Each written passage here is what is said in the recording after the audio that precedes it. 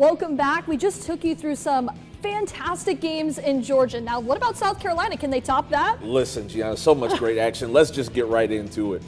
Now to a 4A Region 4 game. The North Augusta Yellow Jackets off to a 2-0 start. They're on the road against a South Aiken team who just picked up a win over Lakeside. Late in the second quarter here, North Augusta has the lead. T-Reds QB Blaine Drake finds Kyson McLeod, who makes a big catch just short of the goal line. They couldn't score, though, before the half. Jackets with it now. Quarterback A.J. Hillary finds the tight end Dawson Campbell. He breaks off for a 45-yard gain. They would score one play later from the 1. Now Hillary to throw again. This time he goes deep, and the T-Reds lever Gilchrist is there for the interception. Yes, Jackets with it, though, once more. They give it to their bell cow Mike Doe, who bounces outside and goes untouched for another 6 points. North Augusta wins this one 51-21. Now, Aiken looking to go 3-0 for the first time since 2010. Wow. Seahawks with the ball. It's fourth down. They go to the ground, and Johnny Dobbs brings the Thunder to get the turnover on downs. Hornets moving the ball. Quarterback Tanner Padgett, a dangerous throw into double coverage. It's picked off by Hilton Head. They take it 40 yards to the house, so a pick six. Unfortunately, extra point is good to make it 7-0 Seahawks. But the Hornets with it again, and they just want some revenge, right? Padgett drops back and finds Terrence McKenzie, who breaks a tackle and makes it in for the touchdown. Aiken, though, falls to 2-1 on the season with the score of 36-17. All right, now the Midland Valley Mustangs traveling up north to face the Lexington Wildcats. Mustangs looking to continue momentum from last week's huge comeback win against Blythewood. And Midland Valley against Lexington County. Mustangs taking the field. We're going to see first quarter Xavier Jeter, who's having a better season so far than him. Passes to Allen Cummings to inside the 20-yard line. A couple of plays later, it's Jeter again to Jalen Washington for the scoring strike. That's nice, and the PAT was good. Midland Valley up 7-0. We're going to look here. It's Jeter again. Jeter time again. He's going deep. He's got a pretty deep ball to Terrence Smith for 39 yards. 2 plays later, Preston Smith. He rumbles in, pushes in, stiff arms for the touchdown. Another PAT good, 14-0. Midland Valley, they lead it. They remain undefeated, winning 21-17. What a start for the Mustangs. All right, come with me to Fox Creek, hosting Glen Hills on homecoming night and fourth down. Spartans trying to punt it away, but the ball gets loose, and Fox Creek recovers.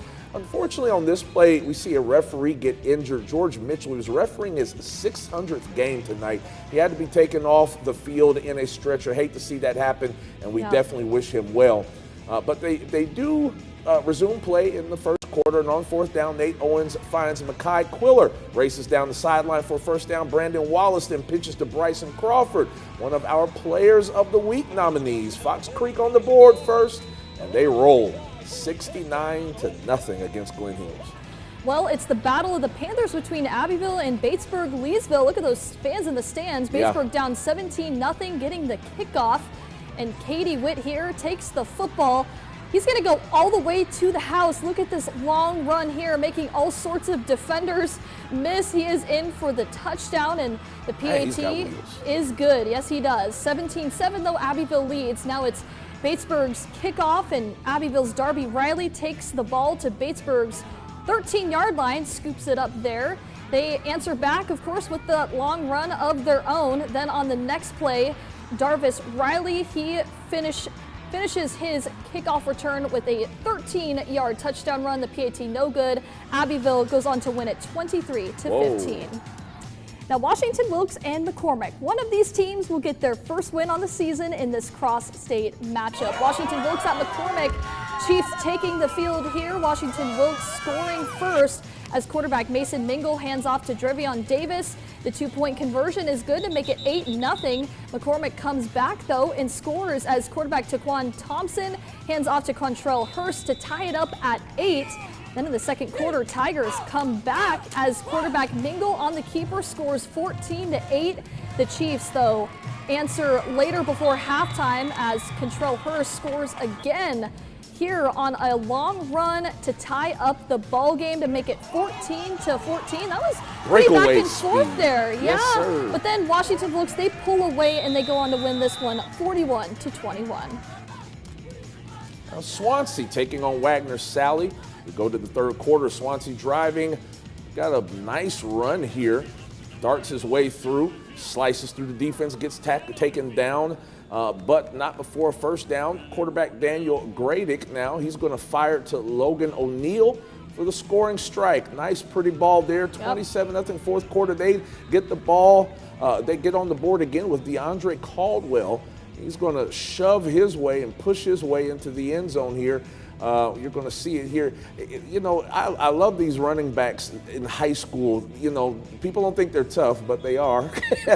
He's treading those legs and he makes it happen. A lot going on for them offensively. Swansea wins this one. Defensively too, 35-0.